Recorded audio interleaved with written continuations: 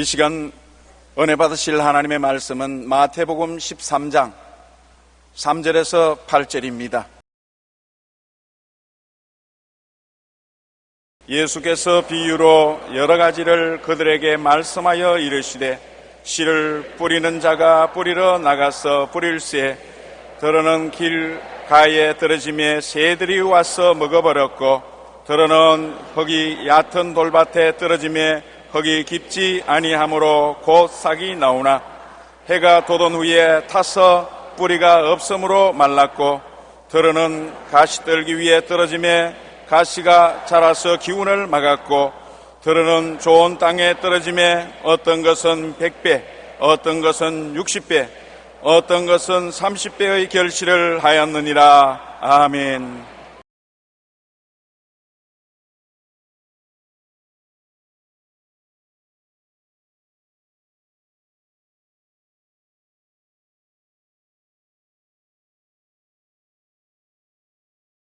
어떻게 하면 우리가 열매 맺는 생활을 할 수 있겠습니까?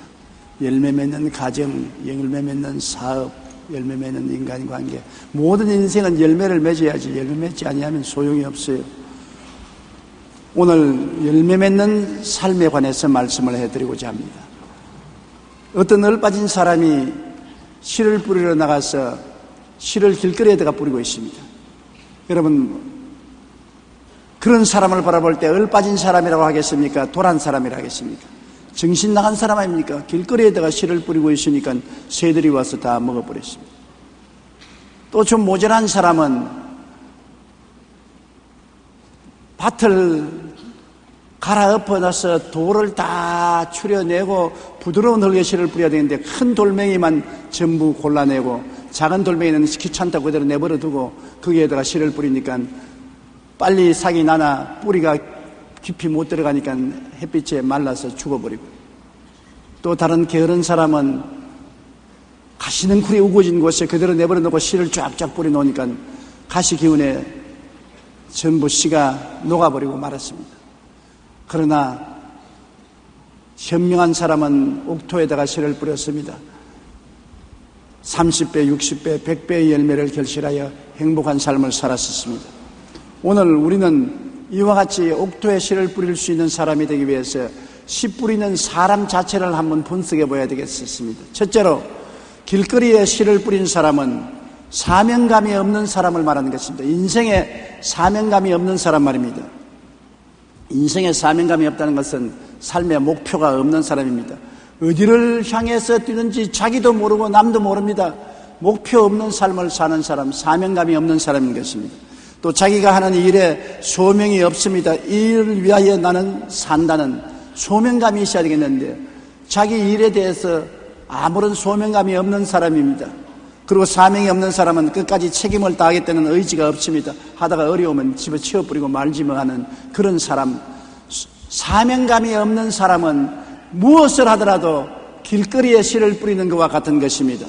마태복음 13장 4절에 뿌릴새 들은 길가에 떨어짐에 새들이 와서 먹어버렸다. 길거리에 씨를 뿌리면 새들이 와서 먹어버리고 아무 열매도 맺지 못하는 것입니다.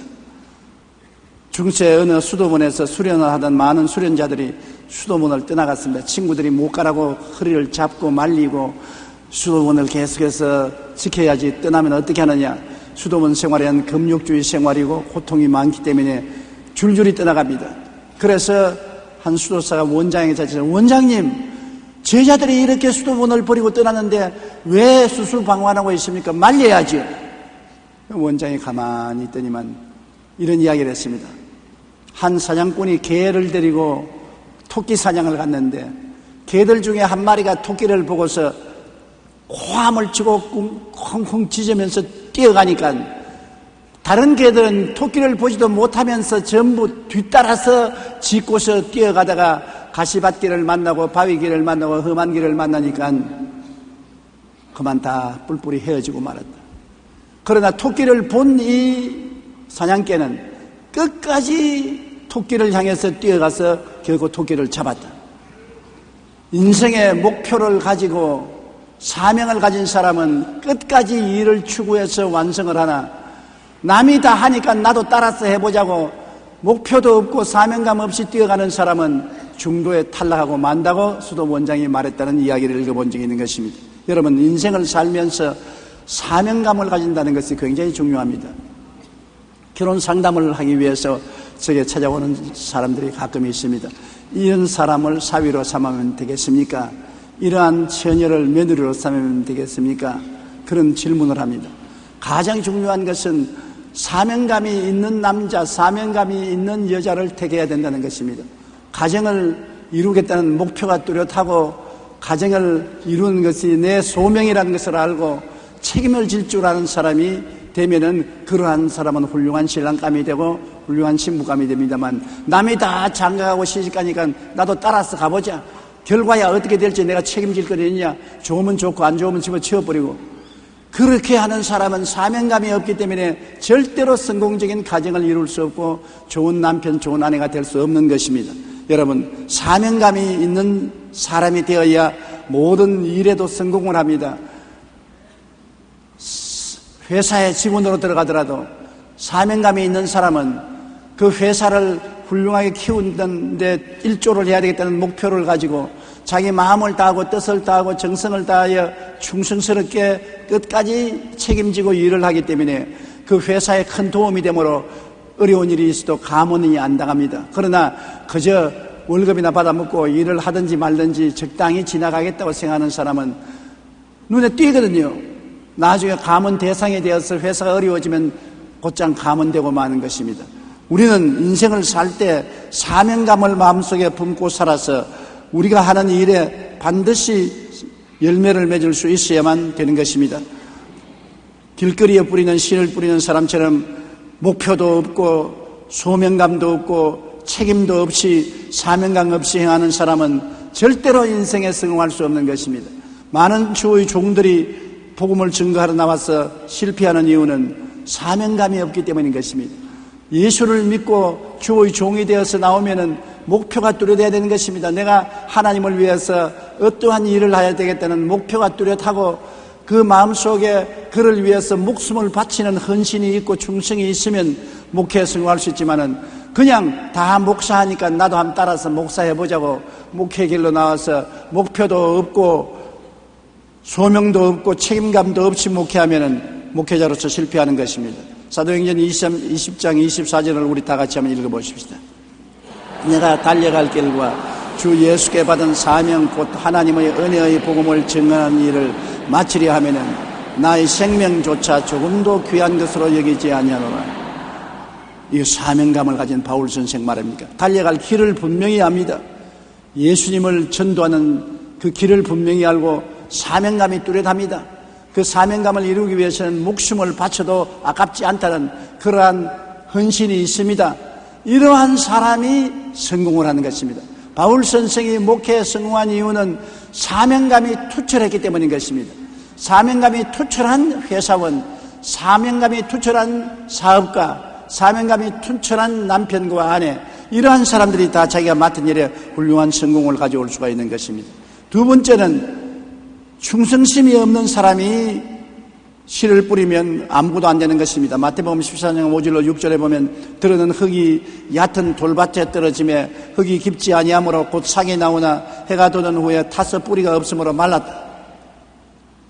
참으로 농사를 지어서 곡식을 잘 수확하려고 하는 사람은 밭을 정비를 잘하지 않습니까?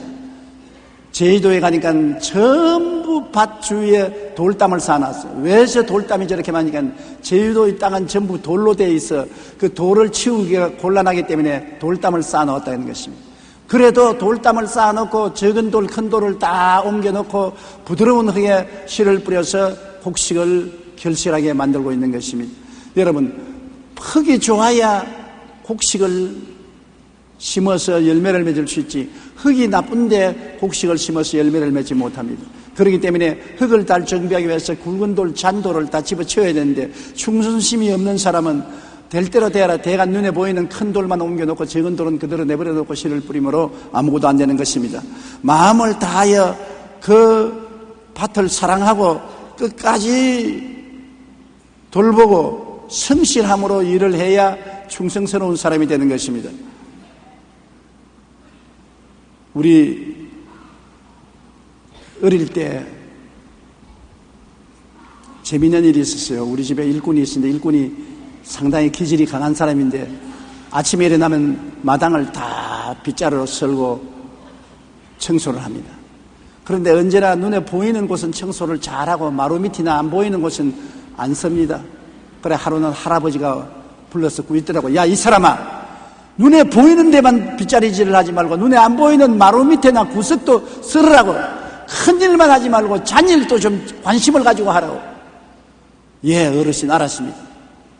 그 다음 날은 모습이 아침에 없어요. 그래 할아버지가 자네 어디 있냐 찾으니까 시골에는 여러분 장독간이 따로 있지 않습니까? 장독간 안에 들어가 있어요. 그 뭐하냐 그냥 어르신이 그 적은 일을 하라 그래서 새똥 줍고 있습니다. 큰 바구니 하나 가지고서 장독간에서 새똥 줍고 있어요. 반역 기질이 강한 사람입니다. 그래서 얼마 되지 않다가 목이 날아갔었습니다. 충성심이 있는 사람은 사람이 보아주든 안 보아주든 자기 맡은 일에 열심을 다하는 것입니다. 그리고 자기 맡은 일을 뛰어넘어서 더 일을 하게 되는 것입니다. 오른뺨을 치면은 왼뺨도 돌려대고 송사에 겉옷을 달라 하면 속옷도 주고 억지로 오리를 가자면 심리를 가는 것은 자기 의무를 초월해서 일을 하는 것을 말하는 것입니다. 이런 충성스러운 마음을 가진 사람이 큰 일을 하게 되는 것입니다. 큰 일만 하지 말고 적은 일도 다 충성스럽게 해야 되는 것입니다. 마음을 다하여 자기 하는 일을 사랑하고 끝까지 돌보고 성실하게 일을 하는 사람이 승리하게 되는 것입니다. 여러분, 대학에서 경영학을 전공하고 백화점에 입사시험을 친 두 청년이 있었습니다.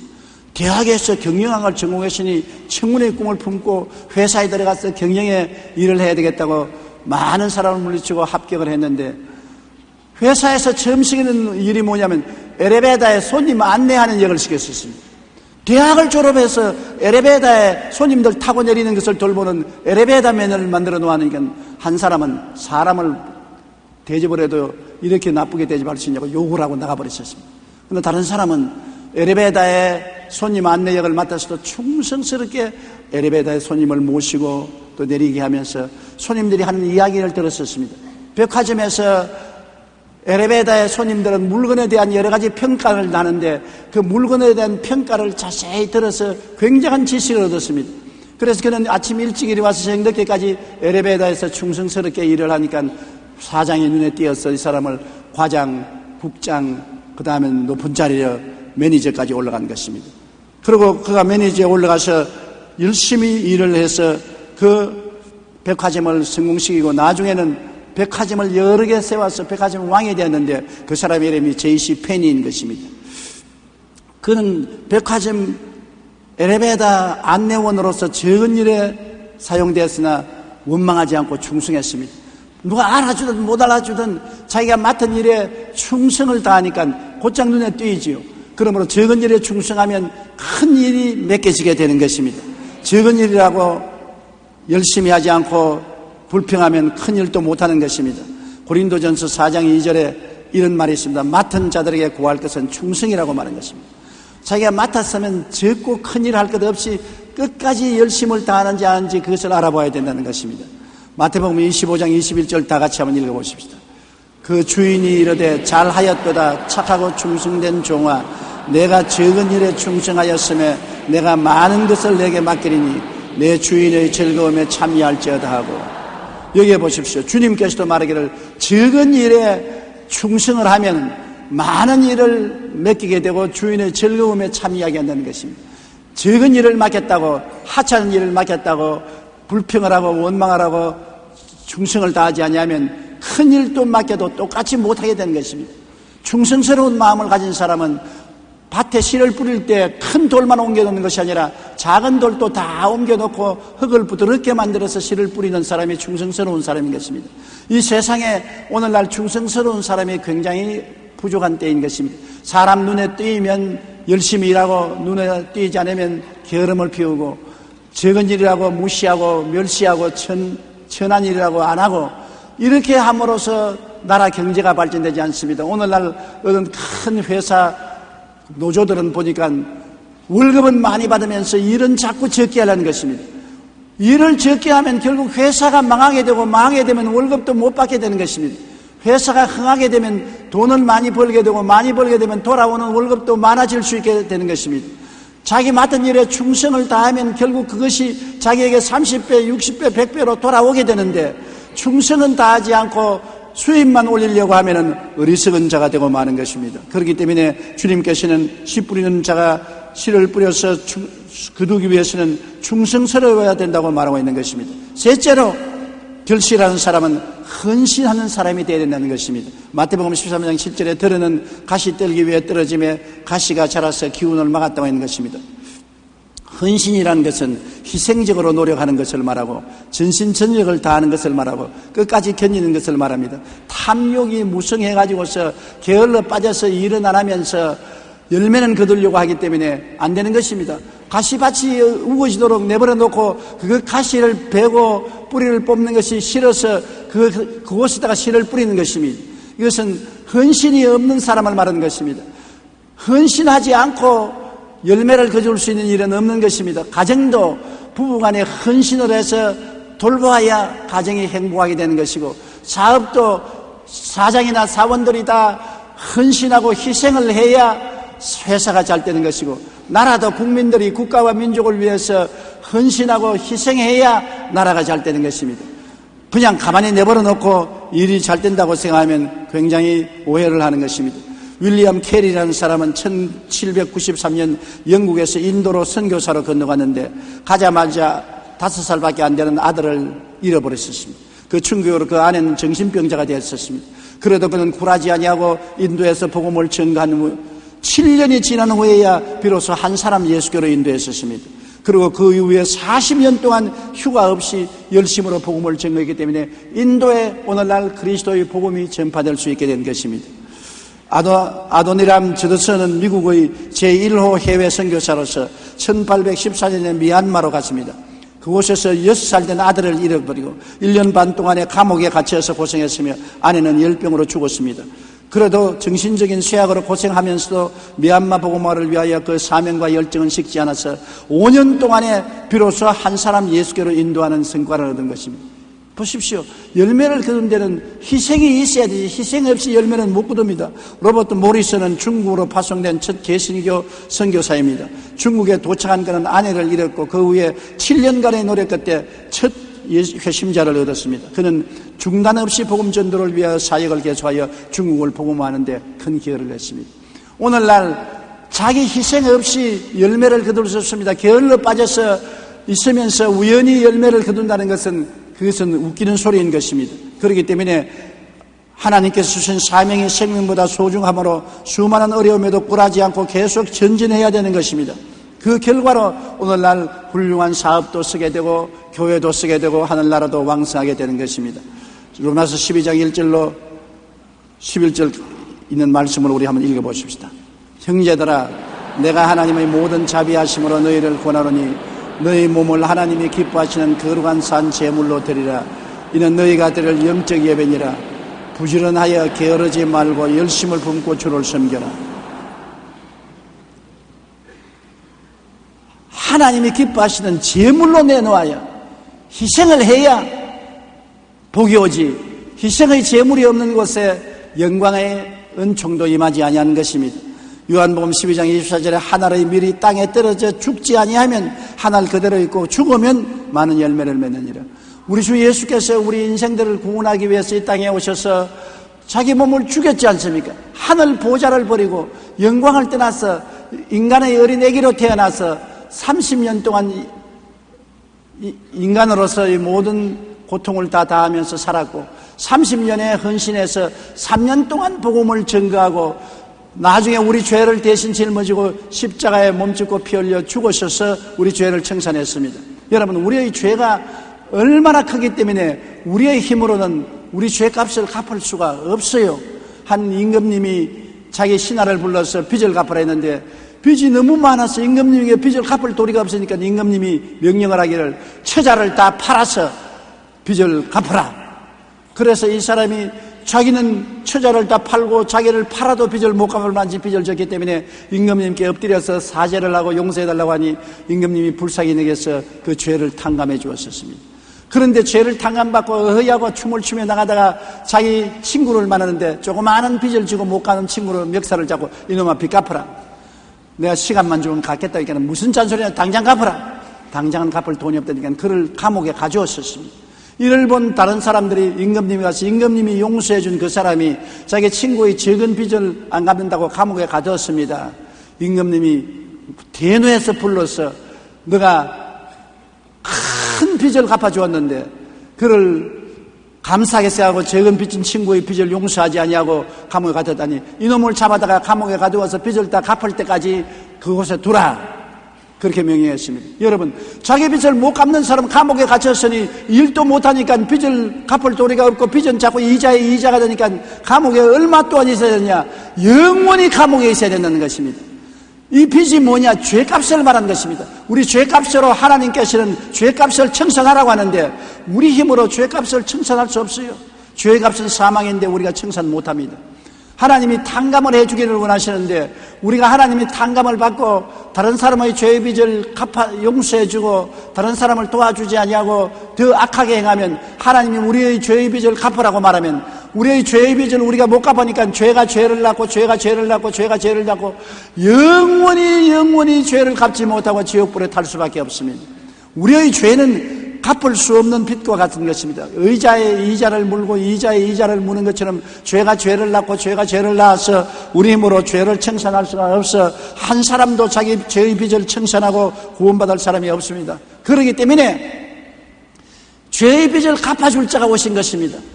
천지와 만물을 지으시고 우리를 지으신 하나님의 아들 예수님이 사람으로 오셔서 우리 죄를 대신 짊어지고 몸짓고 피 흘려 죽음으로 죄값을 청산하는 것입니다. 그것을 볼 때 우리 죄가 얼마나 엄청난 것을 알 수 있잖아요. 우리를 구원하기 위해서 하나님의 자녀로 만들기 위해서 하나님의 아들이 희생하지 않고는 구원이 있을 수가 없다는 것입니다. 오늘날 적당히 천당 갈 줄 생각하는 사람은 말도 안 되는 소리인 것입니다. 우리의 의로운 행위로 구원받을 수 없습니다. 울어도 못하고 힘쓰도 못하고 애쓰도 못합니다. 예수님이 우리 위해서 몸짓고 피 흘려 청산해 주신 그 은혜를 믿음으로 구원받을 수 있는 것입니다. 믿으면 하겠네. 주 예수를 믿어서 하신 일을 힘입어 주님께 나가면 영원 삶을 얻을 수가 있는 것입니다. 그렇기 때문에 우리가 구원을 주신 하나님의 은혜에 얼마나 감사해야 될지 모르고 구원은 오직 예수를 믿음으로 말미암아 얻을 수 있다. 주님께서 우리를 구원하기 위해서 이렇게 희생을 했다는 것을 우리가 알고 우리 구원이 우리에게는 값없이 받는 것이지만 하나님은 엄청난 희생을 했다는 것을 우리가 알아야 되는 것입니다. 넷째로 마태복음 13장 8절에 들어는 좋은 땅에 떨어지며 어떤 것은 100배 어떤 것은 60배 어떤 것은 30배 결실을 맺었느니라. 자, 이렇게 결실을 맺는 열매를 맺게 하는 농부는 어떤 사람일까요? 그는 사명감이 있고 충성심이 있고 헌신하고 농사 짓는 것을 기쁘게 생각하고 게으르지 않고 열심을 품고 즐겁게 농사를 지었기 때문인 것입니다. 가정의 농사, 사업의 농사, 내가 직장의 농사도 사명감 가지고 충성심을 가지고 헌신적으로 즐겁게 일해야 열매를 맺지 그렇지 않고는 결코 열매를 맺을 수가 없는 것입니다. 어떤 건축회사에 한평생을 일하고 은퇴를 한 목수가 있었습니다. 사장님이 그 목수를 불러서 고맙다고 한평생 고생을 많이 했으니 수고했다고 그래서 퇴직금도 툭툭이 주고 칭찬도 해주고 표창도 해주었습니다. 그러면서 사장님이 나가는 사람은 여보세요 좀 오세요. 이미 은퇴를 하고 퇴직금도 받았지만은 내가 집을 하나 잘 짓고 싶은데 마지막으로 집 한 채 짓는데 헌신해 줄 수 있습니까? 아니 가만히 생각하니까 기분이 나쁘거든. 내가 이미 은퇴하고 퇴직금도 받고 나가는 사람 보고서 또 집 한 채 지어달라니 고약하다. 그러나 여태까지 인연이 있어서 안 지어줄 수가 없어서 사장님 지어보죠. 그러니까 사장님 한 말이 내가 아주 귀하게 설 집인데 재료를 아끼지 말고 돈도 아끼지 말고 잘 지어달라고 하니까 속으로 나가면서 내가 미쳤는가 보다. 이미 퇴직도 하고 퇴직금도 받았는데 지시견대로 좋은 재료 가지고 집을 잘 지을 필요가 있냐. 그래서 집을 짓는데 재료도 제일 나쁜 재료를 갖다가 집도 아주 태풍이 불면 날아갈 정도로 판자촌같이 집을 지었습니다. 그래 집을 다 지어놓고 난 다음 사장님이 와서 사장님 분부대로 집을 지었으니 집을 인수하십시오. 아니 그거 내가 인수할 걸 아니냐. 그럼 뭐 할 겁니까? 자네가 우리 회사에서 너무나 오래 고생했기 때문에 자네에게 선물로 주려고 내가 지은 집이 있어요. 그 목공은 그 자리에 주저앉아 버렸었습니다. 왜냐하면 끝까지 그가 그 회사에 대한 사명감과 충성심과 희생을 가지고 즐거움으로 집을 지었더라면 박 터졌을 것인데 일생을 그는 살면서 그렇게 살았는 것입니다. 사명감도 없이 충성심도 없이 헌신도 하지 않고 할 수 없이 입에 불칠하기 위해서 일했기 때문에 그것이 나중에 심은 대로 거둔다고 자기에게 돌아오게 된 것입니다. 사람이 무엇으로 심든지 그대로 거둔다고 말한 것입니다. 갈라디아서 6장 7절로 9절을 우리 다 같이 한번 읽어보십시다. 스스로 속이지 말라. 하나님은 업신여김을 받지 아니하시나니 사람이 무엇으로 심든지 그대로 거두리라. 자기의 육체를 위하여 심는 자는 육체로부터 썩어질 것을 거두고 성령을 위하여 심는 자는 성령으로부터 영생을 거두리라. 우리가 선을 행하되 낙심하지 말지니 포기하지 아니하면 때가 이름에 거두리라. 포기하지 아니하고 끝까지 사명감 가지고 충성스럽고 희생적으로 즐거움을 가지고 일을 하면은 거두게 되는 것입니다. 그러나 이와 정반대되는 이야기가 하나 있습니다. 가난한 청년이 귀족의 집에서 정원사로 일을 하는데 아주 아침에 일찍 와서 저녁에까지 정원의 나무들을 잘 가꾸고 꽃들을 잘 돌보고 난 다음 나무를 심어놓은 화분에 아름다운 조각을 합니다. 조각을 열심히 땀을 뻘뻘 흘려가면서 하고 퇴근 시간은 지났는데도 조각을 하고 그림을 그리는. 그래야 주인이 와서 야 이 사람아 이렇게 한다고 내가 월급 들을 줄 알아? 정원사면 정원만 돌보고 말지 뭘 정원에 조각을 하고 그림을 그리고 이렇게 하니까 주인님 내가 월급을 더 받으려고 하는 것이 아닙니다. 내가 이 정원을 돌보는 이상 이 정원은 내 정원과 같습니다. 내 생명과 같습니다. 그러므로 내가 이 정원을 참으로 이 나라에서 제일 아름다운 정원으로 만들겠다는 사명감을 가지고 내 마음속에 충성스럽게 헌신적으로 일을 하는 것입니다. 그러므로 주인님 돈 더 달라고 할까 봐 걱정하지 마십시오. 주인이 보니 기특하거든요. 하루 이틀도 아니에요. 늘 아침에 일찍 일어나서 저녁 늦게까지 정원을 돌보고는 조각을 하고 그림을 그리고 아름답게 정원을 가꿉니다. 그래서 주인이 너 아주 보통 사람이 아니고 이런 훌륭한 사람이 되겠구나. 그래서 미술학교로 보내서 장학금을 주어서 공부를 시켰습니다. 미술학교에 가서 공부를 하고 나와서 이 사람은 나중에 누구냐? 세계적인 조각가인 미켈란젤로가 된 것입니다. 미켈란젤로라면 모르는 사람이 없지요.